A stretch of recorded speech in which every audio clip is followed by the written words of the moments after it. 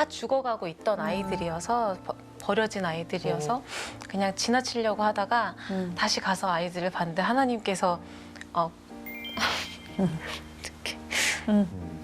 플라스틱 하나라도 내 주변에 있으면은 되게 낙담하시고 되게 막 어려워하시고 금방 넘어지거든요. 네. 너무 그렇게까지 또 극단적. 네, 필요는 그러니까 그런 없지만. 디테일한 거 말고 네. 사랑하고, 사랑하고. 또 자기 자신도 사랑해야 되거든요. 네. 실패하고 실수해도 네, 네. 그냥 괜찮다고 자기 자신 용서하고 사랑하는 마음 자체가 맞아.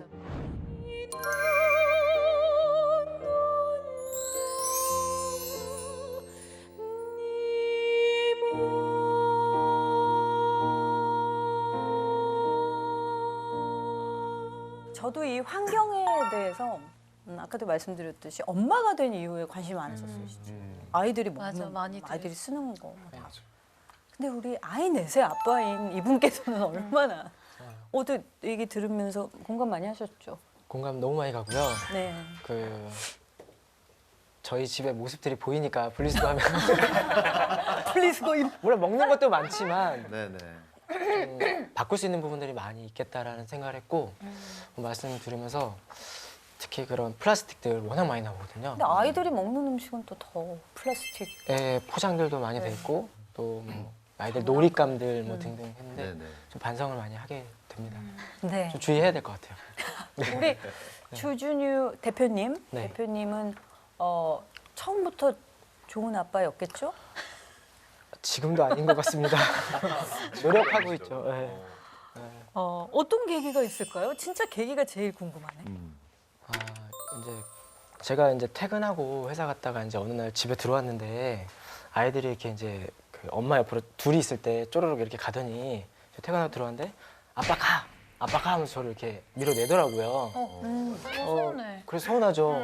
너무 일이 많으셔서 이렇게 집에 늦게 들어오시고 그런 날이 많았어요. 그런 날도 있고 어쨌든 저는 제 나름대로 최선을 다한다고 했는데 왜 이러지 싶었는데 이게 이제 하루 이틀 그러는 게 아니라 계속 반복되니까 집에 갈 때마다 이제 가면 밀어내기도 하고 아, 상처받죠. 네, 너무 속상했고 한 번씩 아내랑 다투기도 하면 아내도 가 그러니까 다 가라 그러니까 파송을 하니까 너는 가라. 어디로 가라 저 세상으로. 선교사님. 그래서 제가 참 그렇게 가라고 파송받으면 좋을 텐데 그런 뉘앙스가 아니잖아요. 그래서 많이 속상했고 약간 좀 생각을 했어요. 이게 왜 그렇지? 제 딸에는 그래도 그 가정을 위한 일이라고 생각을 했고 또 제가 가진 어떤 책임감이나 또 맡은 역할을 무기 삼아서 열심히 달려온다고 달려왔는데 가정에서 이렇게 인정받지 못하고 이렇게 좀 떠밀리는 그 상황이 좀 마음이 아팠고 그때 좀 곰곰이 생각을 했어요. 이게 뭐가 문제인가라고 생각을 했을 때 이제 제가 그때 이제 깨달았던 거는 가정이라는 게 너무 소중하고 그 존재만으로 인정받고 편히 쉴 수 있는 그 소중한 보금자리인데 이게 함께 시간을 보내지 않으면 함께 행복할 수 없구나라는 생각을 했고 맞아요. 또 아이들이 너무 빨리 자라는 거예요. 이 아이들이 자라는 시간은 결코 다시 되돌릴 수 없구나라는 그런 생각을 했었죠. 네. 그러다 이걸 어떻게 해야 되나 하다가 우연히 이제 그 아빠놀이라는 거를 우연히 알게 된 거예요. 그 많은 아버지들이 이미 그렇게 이제 하고 계셨고 저도 이제 그런 컨셉을 알게 돼서 이미 애들이랑 했던 놀이지만 한번 하나씩 한 거죠. 네. 뭐 애들 이런 거 좋아해? 뭐 택배 기사님들이 물건 갖다 주시면 이렇게 박스 생기잖아요. 네네네. 거기 이렇게 쏙 태우면 든든한 썰매가 되잖아요. 막 이렇게 맞아요. 돌아다니면 너무 좋아하고 한 번씩 또 이제 자기 썰매가 생기니까 거기다 그림이라도 그리면 한두 시간 훅 가잖아요. 네. 그렇게 이제 놀기 시작을 했어요. 그리고 이제 잠자리 들어가면 이불 있잖아요. 이불에다 애들 태워서 이렇게 그네 태워주면 너무 좋아하고 이거 별거 아닌 것 같은데 아이들이 너무 즐거워하는 거예요. 그래서 야 이게 뭔가 있나 보다 싶어서 제 나름대로 결심을 했죠. 이게 그 1분이면 할 수 있는 간단한 놀이인데 한번 해보자. 그래서 그걸 놀기 시작했어요. 애들이랑 퇴근하고 아무리 힘들어도 이제 놀기 시작했더니 1분이 10분이 되기도 하고 1시간이 되기도 한데 애들이 너무 좋아하더라고요. 네. 그래서 제 생각에는 한 달도 채 안 된 것 같아요. 그래서 제가 이제 집에 들어가면 문소리 딱 들리잖아요. 보면은 이제 아빠가 이렇게 밀어냈던 애들이 아빠다 하고 다다다다다다다 달려오는 거예요. 와. 그러니까 저도 이게 이 뭐지? 승리감. 네, 되게 즐거웠고요. 또 이제 그 한편으로는 그 아이들 돌보면서 이제 아내가 이제 보이더라고요. 아이들이랑 있다 보니까 야 이거 장난이 아니잖아요. 이거 노는 거 보통 일이 아니잖아요. 전쟁이죠. 전쟁이잖아요. 엄마가 이제 보이는 거예요. 아 진짜 고생 많이 했겠다. 그래서 이제 어쨌든 제가 아이들과 시간을 보내는 그 시간만큼은 그래도 아이들부터 좀 해방돼서 좀 소소한 자유를 누릴 수 있는 그리고 또 아이들이랑 깔깔대면 아내도 좋잖아요. 그러면서 이제 제가 아내를 좀 더 생각하게 되는 계기가 되면서 저희 가정이 조금 바뀔 수 있는 계기가 된 것 같아요. 소확행을 누리는 가정. 맞습니다. 네. 그 과정에서 하나님은 또 어떻게 역사하셨을까요? 우리 준유 형제님께. 이제 많이 회개하게 하셨나요? 그럼요. 제가 잘못했던 것들이 많이 보이고요. 이 과정에서 이제 같이 그 일하는 친구가 있는데요. 그 친구랑 이런저런 얘기를 하면서 말라기 4장 6절 말씀을 알게 됐어요. 그러니까 그 말씀이 그가 아버지의 마음을 자녀에게로 돌이키게 하고 자녀의 마음을 아버지에게로 돌이키게 하리라. 이 말씀인데 그냥 말씀 그대로. 그러니까 하나님께서 사람들에게 난 너네 이렇게 사랑해, 너무 사랑해 하는데 사람들은 하나님 저를 언제 그렇게 사랑했어요? 어떻게요? 그러니까 우리가 생각하는 그런 성공의 기준들이 있는데 그런 것들에 대해서 채워지지 않는데 언제 하나님 사랑했냐고 이렇게 반문하는 거에 대해서 하나님께서는 아니야 내가 그냥 너의 어떤 특별함이나 이런 게 아니라 그냥 존재만으로 있는 그대로 그냥 나 너무 사랑해라고 얘기해 주시면서 이제 예수님께서 오셔서 그 마지막 때 그 아버지의 마음이 자녀에게로 그 사랑의 마음이 그 자녀를 이렇게 회복시키겠다는 말씀으로 저도 그렇게 이해를 하고 있고 그 말씀이 이제 그 친구 통해서 저한테도 좀 전이가 돼서 우리 시대의 아빠들 너무 힘들잖아요. 저 너무 힘들어요. 그렇죠. 아빠들 그러니까 하나님 아버지 그리고 또 실제 우리 가정에서의 아빠들의 자리를 다시 되찾고 그러면서 그 가정이 그 하나의 가정이 행복한 변화 회복되는데 하나님 만드신 그 형상대로 그런 일들을 하면 좋겠다. 그런 어떤 계기가 좀 생기는 것 같습니다. 저도 이제 아빠로서 저는 하나 아이 키우는 것도 이렇게 힘든데 넷을 키우시잖아요. 네. 그리고 이제 뭐 피곤하실 때도 분명히 있을 거고 물론 아이들이 아빠 하고 반겨주면 너무 좋지만 네. 들어가시기 전에 분명히 한숨 크게 한번 쉬고 벨 누르실 때도 분명히 있을 거라는 생각이 들거든요. 어떠세요? 이렇게 개인적으로 막 즐거운 것도 있으시겠지만 때로는 저기 쉬고 있는 아내가 부럽기도 하고 그렇지 않습니까? 네 예. 명이서 동시에 달려들 때. 달려들죠. 그리고 제가 말씀하신 거 전적으로 공감을 하고요. 그 두 가지 정도 말씀을 드릴 수 있을 것 같은데 하나는 그 저희가 그래서 이제 1분이라는 거를 되게 중요하게 생각해요. 그러니까 1분. 뭐 아까 말씀드린 배 방구 뿡 껴주거나 아이랑 신문지 겹하는 거 1분도 안 걸리잖아요. 그런데 사실 그 1분이라는 짧은 시간이지만 되게 여기 중요한 비밀이 있다는 걸 하나 발견한 게 그 엔돌핀이라는 거 있지 않습니까? 네. 그 우리가 뭐 즐겁거나 흥분하거나 뭐 이렇게 기쁠 때 나오는 그 호르몬이 이렇게 있는데 이 엔돌핀이라는 호르몬의 특징이 순간적으로 팍 이렇게 터졌다가 감소할 때는 서서히 감소한다고 해요. 그러니까 그 1분이라는 시간이면 엔돌핀이 팍 터지게 충분한 시간인 거죠. 그러니까 사실은 아이가 엔돌핀이 한번 탁 터지면 그 뒤로는 이게 기분이 좋은 거예요. 이게. 아 그렇죠. 흥이 한번 올라오면 올라오면 기분이 좋은 거예요. 그게 쭉 그죠? 됩니다. 예. 저는 그 순간이 무서워요. 저걸 어떻게 참고 만들지. 뭐 그럴 수도 있는데요. 그러니까 일단 이게 안 되면 계속 쫓아다니면서 뭔가 자기 욕구를 좀 맞아. 뭔가 해결해 주세요인데 잠투정처럼. 맞아 맞아. 잠투정처럼 근데 이게 해결이 되면 잠깐 아빠 일이 있을 수 있잖아요. 좀 쉬어야 되고 또 정리도 해야 되는데 일단 기분이 좋으니까 맞아요. 그러면 또 그래서 혼자 좀 놀기 시작. 혼자 놀 수도 있고 잠깐 아빠를 기다려주기도 하는 그런 것 같아요. 그래서 저는 그 애들을 아까 피곤하지만 들어가면 달려오잖아요. 그 시간이 제일 중요해요. 처음 만날 때 그 1분에 딱 그 임팩트를 빡 임팩트 터뜨려야 있게 빵! 그러면 이제 그 뒤로는 아빠도 좀 이렇게 했어요. 이거가 좀 이렇게 힘들거나 해서 안 되면 이상하게 애들이 좀 짜증 부리고 계속. 네. 사실 요즘 그 아이들의 교육에 있어서의 그 부모들의 키워드는 정말 공감인데 이 아이를 어떻게 공감 능력이 뛰어난 아이로 키울 수 있는가인데 사실 그것도 이제 자라온 어떤 환경과도 관련이 있을 것 같아요. 네네. 네. 어떤 이렇게 아버지하고의 관계가 어떠셨어요? 아버지랑 관계는 안 좋았죠. 그러니까 좀 엄하셨나요? 아버님? 아버지가 그 우리 시대 아버님들이 그렇다.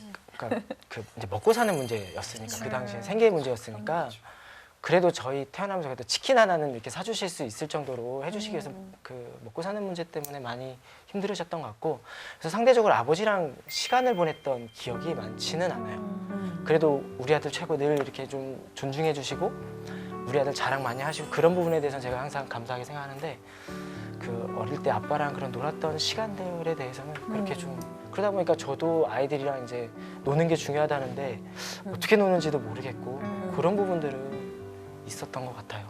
네, 그런 생각도 많이 드셨겠어요. 그렇죠. 네. 아버지가 이제 몇 해 전에 돌아가셨는데 아버지 많이 보고 싶죠. 그래도 아버지랑 화해를 했어요. 그래도 아버지의 마음들이 이제 몰랐는데 아버지는 저도 이렇게 힘들다고 생각했는데 그때 이제 돌아서 보니까 아버지 더 힘드셨던 거예요. 아버지는 지금 아버지보다 더 그런 시대였고, 전쟁 세대. 네, 좀 측은하다고 하야 되나, 이제 그 아버지의 네. 마음이 이해가 되고 아버지가 하셨던 그게 감사하더라고요. 근데 그게 또 하나님 아버지를 만나는 데 있어서도 어떤 또 영향이 있잖아요. 네. 나와 아버지의 관계가 어떠셨어요, 대표님은? 언제 신앙을 생활을 시작하셨죠? 신앙은 저는 왜 그런지 모르겠는데 어렸을 때부터 교회를 다니고 있더라고요. 저희 부모님은 교회를 안 가셨거든요. 혼자? 어디서 제 기억으로 어디서든 달란트 잔치에 가 있고 떡볶이를 선생님이 사주셨던 기억들이 은연 중에 있고요. 초등학교 때 제 친한 친구가 이제 제가 좋아했던 여자친구가 있어서 교회를 데려갔던 그래서. 기억이 있고, 그렇게 시작합니다. 근데 그 아이가 제 기억으로는 다음 주에 다 교회를 옮기더라고요.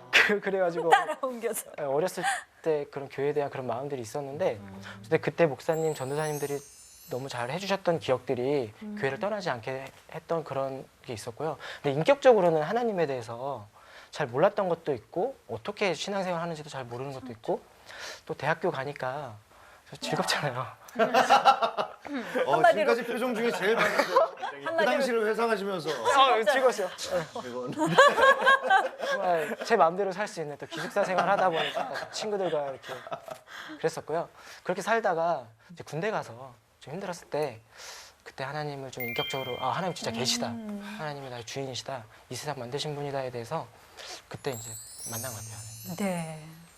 그럼 아이들하고 그렇게 놀아주면서 아이하고 어떤 친밀한 관계가 형성이 되면서 네. 또 하나님하고 대표님의 관계가 또 어떻게 새로워지셨나요? 많이 좋아졌죠. 그러니까 이게 애들 대하면 대할수록 아, 이게 하나님의 마음이 간접적으로 이 맞아요. 아빠의 마음으로서 이게 하나님의 마음이 느껴지는 거죠. 말을 꼭 제 말을 다 들어야 되는 건 아니지만 마땅히 해야 될 일들에 대해서 또 도리에 대해서 어떤 해야 되잖아요. 잘 안 듣잖아요. 네. 그렇죠. 속 그게 이제 터지죠. 하나님도 네. 속 터지실 거예요, 우리한테. 그 마음이 저를 보면서 하나님 그러셨겠구나라는 생각을 많이 하고, 아주 많이 하고요. 내가 이거밖에 안 되는, 내가 이런 죄인임에도 나를 사랑해 주시는 그 하나님의 그 마음이 이거 놀랍고 은혜라고밖에 설명할 수 없어요. 그 구원의 감격이 더 절실하게 와닿는 것 같아요. 하나님 사랑 너무 위대하고, 야, 나 같은 사람도 사랑해 주시는구나. 네.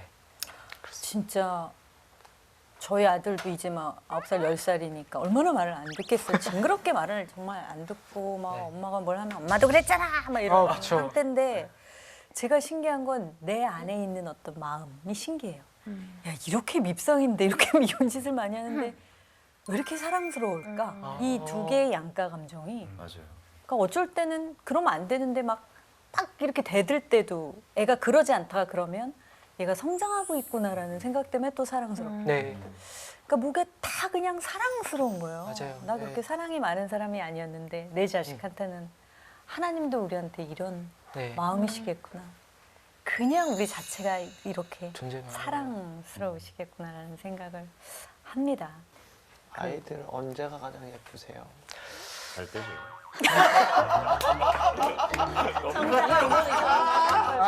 잘 때 아닙니까? 예. 제가 이거 쓰면서 그래 가장 감동적인 부분을 써야겠다라는 생각을 했었는데 잘 때. 그래서도 사랑하는 진리, 이에게 잠을 진리. 주셨습니다. 진리예요. 우리에게 잠을 주신 이유가 있습니다. 저는 잘 때가 가장 아름답다. 잘 때 너무 행복하고요. 일찍 잘 때 더 좋습니다. 아멘. 어떡하지? 그냥 그대로. 다 알아들으실 거예요. 아, 그럼요. 잘 때. 근데 이제 힘을 누리는 거죠. 예. 아이들을 이제 그 하면서요, 그 저 이렇게 자라면서 주는 기쁨이 큰 것 같아요. 사실은 이게 뭐 애기 뒤집잖아요. 이게 뒤집는 건 뭐 어렵습니까, 사람이. 근데 그 아이가 뒤집었을 때 얼마나 우리 애가 맞아요. 뒤집었어 할 때 막 그 감격. 세상에 우리 아이만 뒤집은 것처럼. 그죠. 그거 막 엄마 이렇게 얘기하고 아빠 얘기하면은 네. 그거 뭐 엄마 아빠 말하는 게 어렵지 않은데 그 한마디 하면 그게 너무 엄마 했지 아빠 했지 하면서 막 그 남기고 싶고 막 그렇잖아요. 그러니까 이 아이가 그냥 이 소중한 아이가 자라면서 주는 이 기쁨들이 성장하면서 주는 기쁨들이 굉장히 큰 것 같아요. 뭐 꼭 뭘 잘해서 이런 게 보다도 맞아요. 그 자체가 건강에 있어주는. 하나님도 그러실 거예요. 네. 근데 또 아이를 이렇게 하다 보면서 근데 이제 제가 좋은 아빠에 대해서 많이 생각을 하게 됐는데 뭐 아직도 멀었지만 사실은 저희가 굿데디 해서 요새 뭐 신드롬처럼 많이 얘기하지만 네. D하면 달링이라는 표현도 있잖아요. 굿 달링. 그렇죠.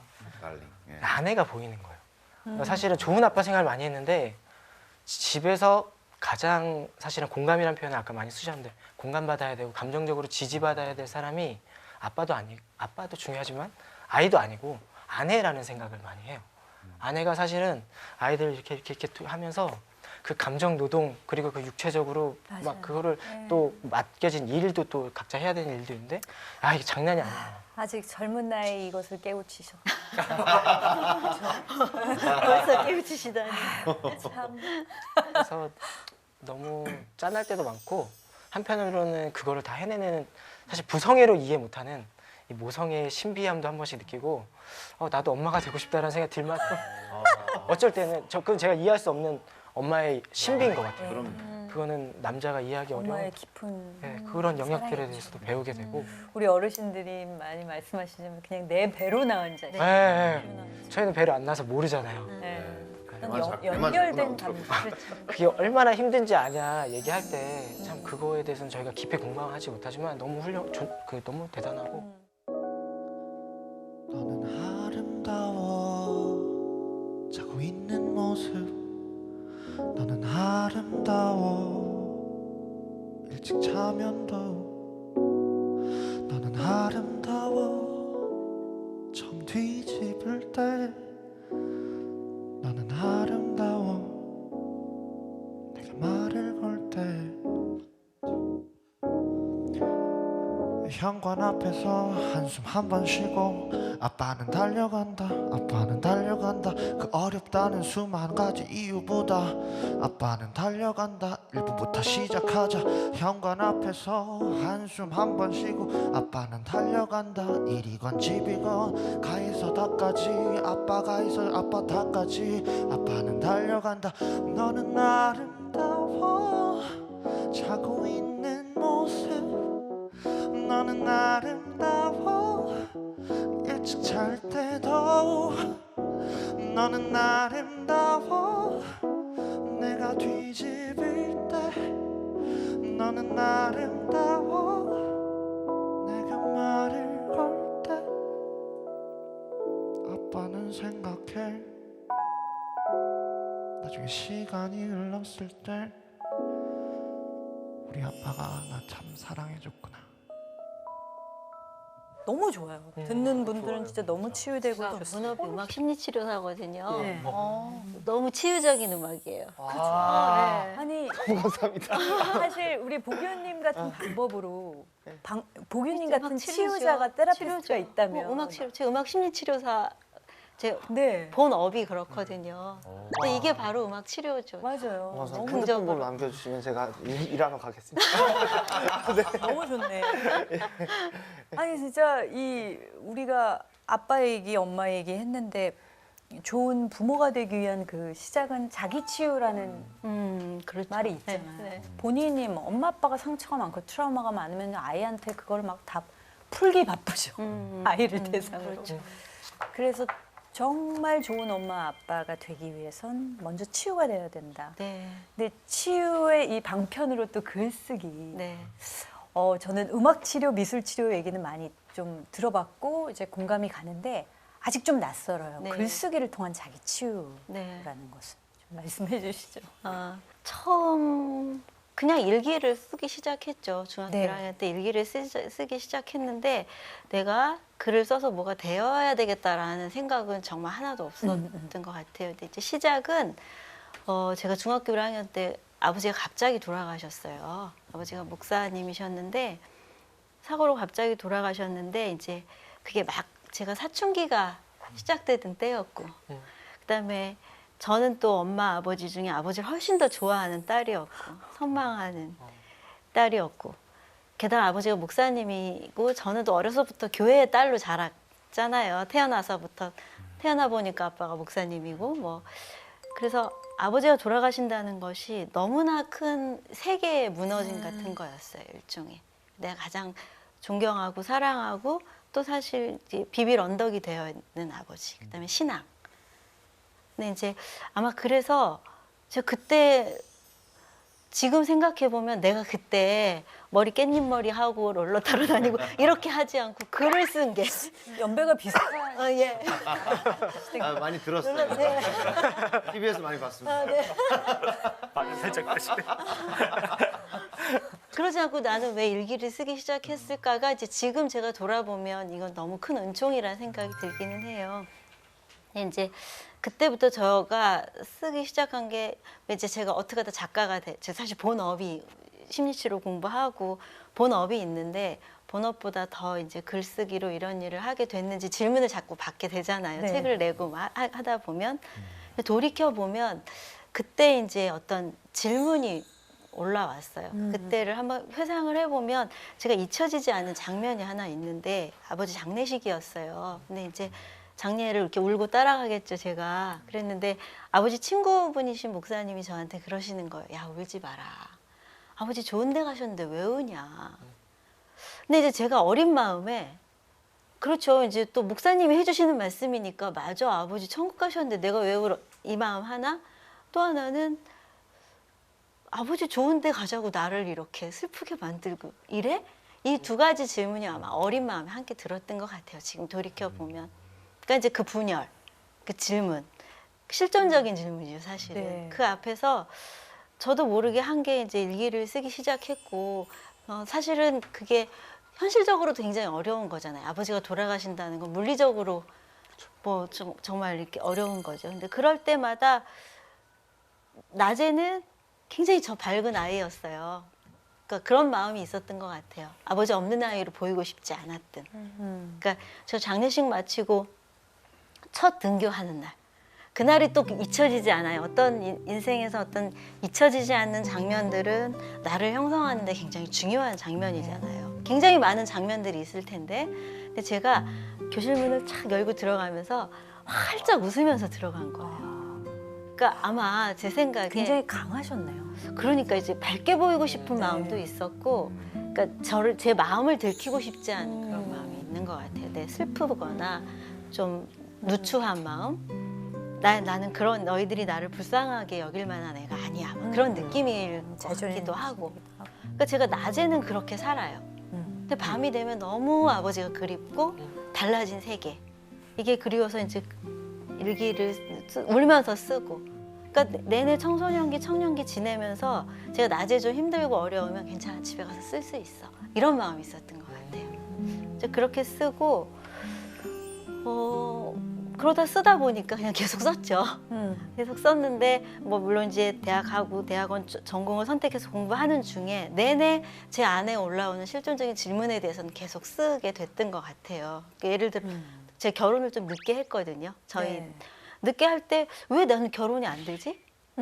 이 미모에? 네, 이제 그때도 뭐 이렇게 할 수 있는 게 없더라고요. 저는 좋은 가정을 만들고 싶고 잘 준비되고 싶은데 할 수 있는 게 없잖아요. 소개팅도 누가 시켜줘야 하는 거고 제가 할 수 있는 게 없잖아요. 근데 미래 배우자에게 편지를 쓰기 시작했어요. 와. 나는 이런 사람이고 나는 이런 가정을 만들고 싶고 나는 이제 뭐 이런 걸 계속 쓰기 그게 사실은 결국 제 마음에 관한 얘기죠. 다 네. 그렇게 하고 대학노트 이렇게 두꺼운 거 다 채우니까 남편을 만나게 되더라고요. 저는 조금 쓰면 보여주셨죠?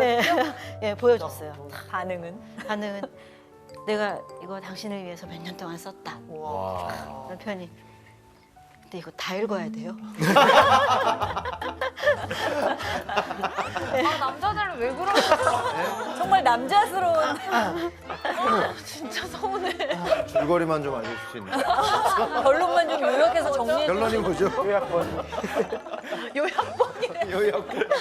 근데 제가 첫 책이 연애에 관한 책이다. 첫 출간한 책이 아마 이제 그런 것들. 제가 굳이 작가가 되고 싶다고 생각하진 않았는데 저의 마음에 대해서 계속 쓴 것들이 결국에는 이제 제가 책을 내게 되고 작가라는 이름. 그 남편 미래 남편을 생각하면서 쓴 그 연애 편지가 책이 됐어요. 그대로 되진 않았고 제가 이제 어디 칼럼을 쓰면서 네. 연애에 대한 칼럼을 쓰면서 그게 책이 됐는데 오. 결국 그 쓰는 근육은 그때 이제 제 연애에 대해서 제가 생각했던 거, 질문을 가졌던 거, 꼭 여자는 이렇게 해야 되나? 뭐 이런 질문들 그런 것들이 다 그때 형성돼. 예, 나중에 이제 글이 되고 그런 방식으로요. 또 이제 근데 아까 얘기랑 연결지어서 네. 만약에 그 이런 소스가 있다면 되게 좋겠어요. 그러면은 남편들이 이제 결혼하자마자 그거를 하면서 해독 능력을 이렇게 그러네요. 매뉴얼이잖아, 매뉴얼. 근데 교본 같은. 우리 와이프한테는 이렇게 대하면 되겠구나. 그 사실 남편하고 또 그 다음 책을 그렇게 썼어요.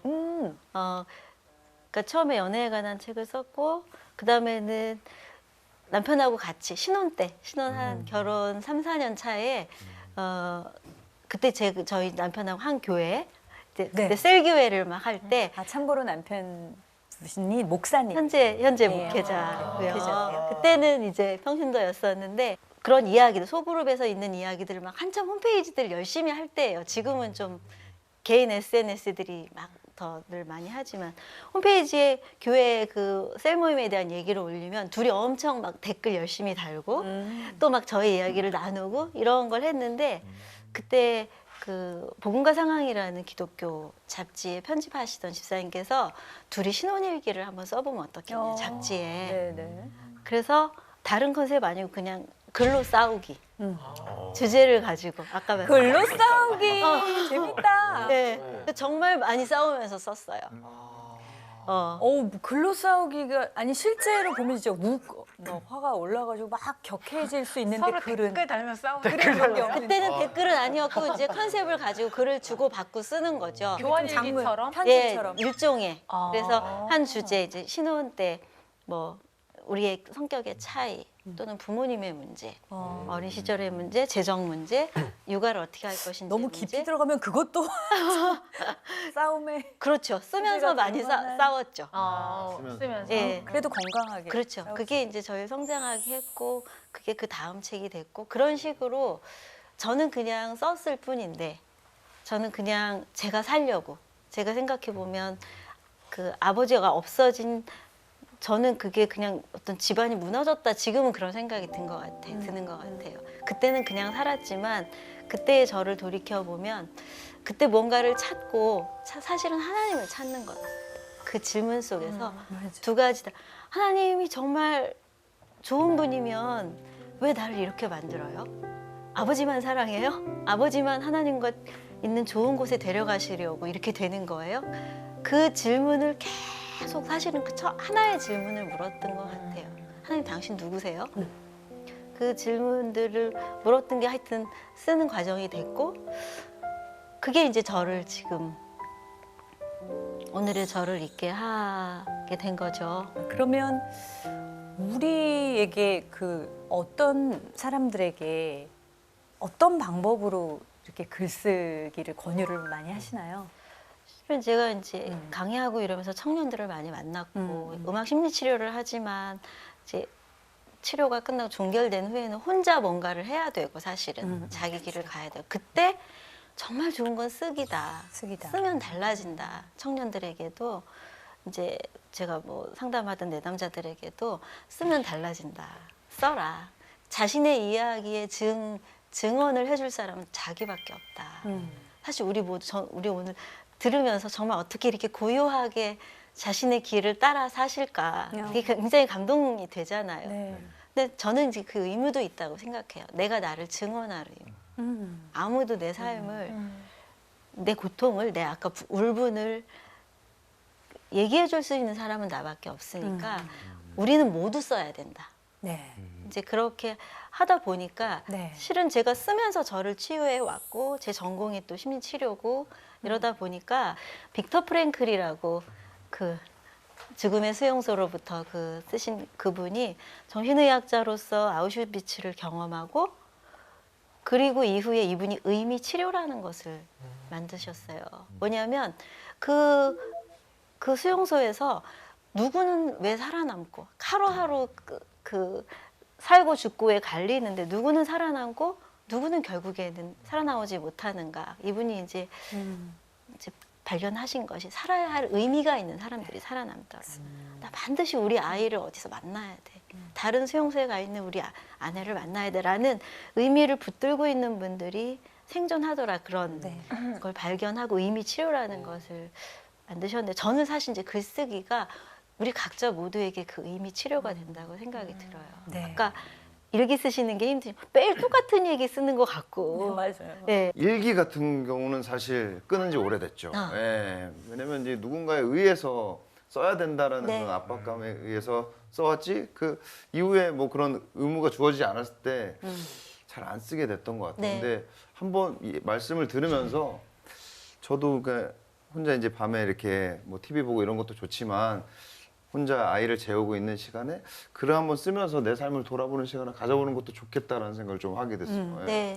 우리 다혜 씨는 많이 쓸 것 같은데 왠지 누가 볼까 봐 아, 제가 감시를 많이 당하는 삶을 사셨어요? 아니 좀 의심이 많아서 아, 언젠가 누가 우연찮게 언젠가는 갑자기 누군가. 보게 될 수 있다라는 그 생각에 편안하게 제 얘기를 쓰지 못해서 제가 글을 쓰는 거는 그래도 꽤 좋아하더라고요. 그래서 한 번씩 SNS에 좀 그런 성찰하는 듯한 그런 글 잘 쓸 것 근데 같은. 기본이 딱 다 베이스는 하나님인 것 같아요. 네. 네, 모든 내용이 맞아요. 우리 보교 씨는 잘 쓰죠. 일기. 쓰실 것 같아요. 아 저는 일기는 잘 못 써요. 그러니까 제가 노래 가사를 들. 근데 딱 그냥 샤워하다가 떠오르고 그런 것들은 저는 그냥 녹음을 합니다. 아, 녹음을. 좋은 방법이 예. 또 기록이니까. 녹음도 괜찮아요. 네, 저는 저는 이제 아이들하고 이렇게 함께 놀아주시고 저 아이들 어렸을 때 했던 건데 아까 말씀하신 것처럼 일기가 숙제로 배우잖아요. 네, 맞습니다. 그림 너무 일기 했어야 맞아, 맞아. 막 힘든데 근데 저 이제 아이들하고 말 일기라고 말이 오늘 누워서 오늘 일기를 말로 쓰는 거죠. 오늘 어떤 일 있었어? 사실 이제 저 일기 쓸 때 정말 하고 싶은 질문은 오늘 하루 지냈는데 혹시 하나님의 사랑이 너한테 느껴졌던 적이 있니? 아까 저 산을 보니까 너무 좋더라고요, 여기.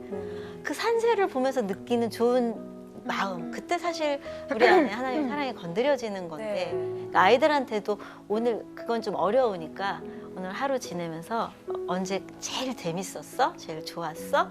그러면 뭐 나는 뭐 우리 오늘 뭐 했지? 그랬는데 어떤 느낌이었지? 엄마가 그때 뭐라고 말했지? 아빠가 뭐라고 말했지? 이게 그냥 기록이 되는 거죠. 이제 문자로 남기면 더 좋지만 사실 내 삶에 대해서 하루에 이렇게 돌아보는 거 그게 일기의 시작이고 네. 그러니까 이제 사실은 그 기록하시는 거죠. 그게 아들한테도 먹힐까요? 아들은 그냥 우리 괜찮아. 웃기려고만 오늘 뭐 해요. 했어? 아 몰라. 그러면 뭐 이래요 그냥. 진지한 대화가 1도 안 돼요. 근데 그게 좀 달라질 수도 있어요. 제가 생각하기에는 저도 일기를 되게 오래 썼어요. 네. 저도 거의 한 10년까지는 아닌데 한 8, 9년 정도 썼던 것 같은데 우와. 이제 그러니까 아드님 말씀하시는 묘사가 저 어렸을 때 좀 비슷하거든요. 이제 바뀌는구나. 주변이 조용하다. 그럼 제가 자는 거예요. 그럴 정도로 진짜 말도 많고 그랬었는데 저도 한 이제 사춘기 중학교 정도 접어들었을 때부터 진짜 뭐 급격하게 조금 이렇게 말수도 좀 줄어들고 네. 그랬었는데 그때부터 일기를 썼는데 가지고는 있는데 근데 돌이켜서 그 일기를 열어보면은 잘 못 읽겠어요. 이제 이게 내가 맞는지 잘 모르겠는 거예요. 이게. 그때는 뭐 오늘 무슨 일이 있었다 이런 거 쓰는 게 아니라 진짜 막 엄청 어두운 감정들을 거기다 완전히 막 쏟아내는 글을 막 써가지고 너무 뭔가 자조적이고 네, 어떤 막 이제 막 대학생 때 썼었던 글 보면은 막 오그라들죠. 엄청 오그라들 장난 아니에요. 너무 오그라들죠. 근데 웃긴 거는 막 뭐 10년 전에 나한테 막 편지 보내고 이런 거 있잖아요. 아. 미래를 보내는 거 말고 너는 아직도 똑같아 막 이런 거 있잖아요. 너는 아직도 뭐 어리고 너는 아직도 막 이렇고 막 이랬는데 읽어보면 오글오글하긴 한데 그때 뭔가 그런 거 막 쏟아내는 창구가 좀 됐던 해소가 것 같고. 됐어요. 네. 네. 진짜 저는 그런 게 아까 그 있었어요. 삶의 변화를 맞이하신 것도 사실은 그냥 어디서 뚝 떨어진 교회 한번 나가볼까가 아니라 만약 그러셨다면 계속 내가 내 어두운 감정에 대해서 회피하지 않고 글로 만나고 누가 만나주는 게 아닌 나를 네. 만나고 그런 너무나 자연스러운 과정 속에서의 변화이고 이런 급격한 선택이라고 저는 확신해요. 제가 네. 쓰고 이렇게 하면서 아까 글을 이제 일기를 누가 볼까봐 못 쓴다고 하셨는데 사실은 우리는 그렇대요. 모든 글은 일기조차도 누군가 볼 걸 전제하고 쓴대요. 그쵸. 맞아요. 그럴 것 네. 같아요. 그러니까요. 네. 정직하고 투명하게 안 써지더라고요. 포장을 흠이 하게 들어가서 맞아요. 멋지게 포장을 쓰려 하게 그래. 그러니까 누군가 그게 사실은 그걸 보는 첫사람이 나다라는 의식화를 하면 아. 훨씬 더 이제 쓰기가 쉽다는 거죠. 어차피 나는 아, 네. 누군가를 보여주기 위해서 쓰는데 그럼에도 불구하고 쓰는 행위 자체는 나를 정직하게 만나는 방식이라는 거죠. 들킬 생각을 하고 쓰시면 맞아요. 실제로 들켜요. 저도 저희 와이프가 그죠. 들키고 얼굴을 쳐다볼 수가 없더라고요. 부끄러워가지고. 네. 그러면 그게 뭐 일기의 형태로도 좋고 네. 일기의 형태가 제일 좋긴 아니면 뭐 편지 그냥 이렇게 누군가를 향한 누구를 향한 편지 혹은 뭐 내 이야기를 또 어떤 캐릭터에 빗대어서 단편 소설. 그런 문학이 정말 좋죠. 제가 문학 못하는 거. 장르로. 예. 예, 근데 요즘은 대부분, 되게 네. 쉽게도 뭐 문학이라고 거창하지 않게 네. 그냥 소소한 그 그럼요. 산문으로 와. 네. 소설로 멋있겠다. 또 쓸 수 있겠네요. 그 치유 글쓰기에서 마지막 그 생존자들하고 몇 주 과정을 한 다음에 맨 마지막 작업이 뭐냐면 자신이 겪었던 그 상처를 소설화해서 쓰는 거예요. 그러니까 내가 할 수 있는 걸 소설에 다 해보고 싶은 거 하는 거죠. 그러니까 문장이 그게 좋지 않아도 되고. 어느 정도의 상처가 조금 해결된 후에 할 수 있는 일 아니에요? 맞아요. 그러니까 몇 주의 글쓰기의 과정을 통해서 서로 신뢰가 되고 나도 힘이 생기고 그래서 그 마지막 시간 그 작업을 다 해내지는 못해요. 그냥 그래도 시도만 해보시라. 네. 등장인물을 정하고 그 이름을 정하고 어떤 플롯을 만들어 보셔도 된다. 나중에 또 쓰셔라. 근데 이제 정말 맞아요. 그걸 네. 자기 상처를 정말 객관화해서 어떤 소설화 한다는 거는 아주 시간이 많이 필요한 거죠. 근데 네. 그렇게 말씀하신 것처럼 뭐 어떤 가상의 어떤 이야기를 통해서 나를 쓸 수도 있고 좀 네. 방법은 다양한 거예요. 사실 많은 예술가가 그렇게 위장하고 살아요. 그렇죠. 사실은 자기 이야기 하려고 자기 예술을 이야기를- 하시는 거죠. 그리고 예술 아티스트들 중에서 윤현 씨의 상처가 없는 사람이 없고요. 네. 저는 그게 되게 하나님이 특별하게 좀 이들을 마음 아프지만 네, 네. 상처를 허락하셔서 네. 그들이 또 다른 사람을 돕는 상처 입은 치유자가 될 수 네, 있기 네. 위해서 아티스트의 역할을 주시는구나 이런 네. 생각을 해보기도 하는데요. 네. 너무 감사합니다. 정말 오늘 여러분들 사연을 들으면서 그런 생각이 들어요. 진짜 왜 하나의 나뭇가지는 이렇게 똑 부러지는데 이 나뭇가지들을 뭉쳐가지고 이렇게 모아보면 되게 단단해지잖아요. 이 저희가 소확행으로 시작을 했는데 여러분들이 오늘 말씀해 주신 것들을 다 모아서 이걸 다 내 삶에 한번 누려본다면 그게 얼마나 삶이 의미 있고 든든해질까라는 생각을 하게 되었습니다. 이것을 또 그 삶과 사역이 분리되지 않고 이렇게 통합돼서 삶으로 또 사역으로 일하시는 분들이 오늘 모였는데요. 저희도 좀 본받고 따라가고 싶어요. 그리고 이런 삶을 라이프, 저희 삶 현장에서 실천하는 그런 우리가 되었으면 좋겠습니다. 네.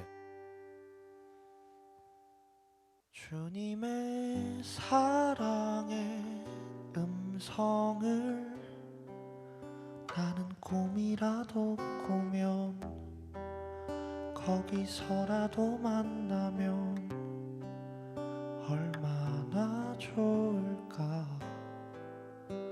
얼마나 좋을까 주님의 그 깊은 두 눈을 나는 꿈이라도 꾸면 거기서라도 만나면 얼마나 기쁠까 얼마나 기쁠까 남풍도 북풍도 우릴 막진 못했네 바람도 시련도 그 위에 서리라 따뜻한 바람에 취하지 않고 차가운 바람에 무너지지 않아 기다려 기다려 기다려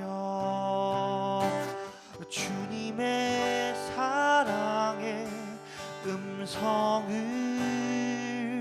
나는 꿈이라도 꾸면 거기서라도 만나면 얼마나 좋을까 얼마나 좋을까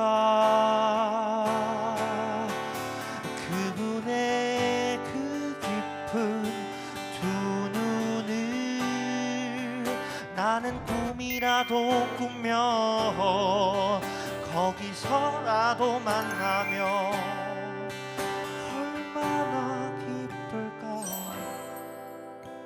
얼마나 기쁠까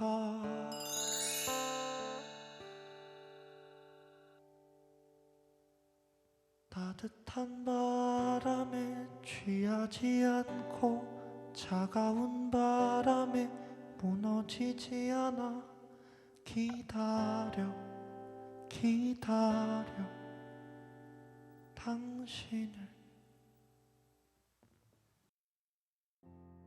내 눈을 떼쓰여 여대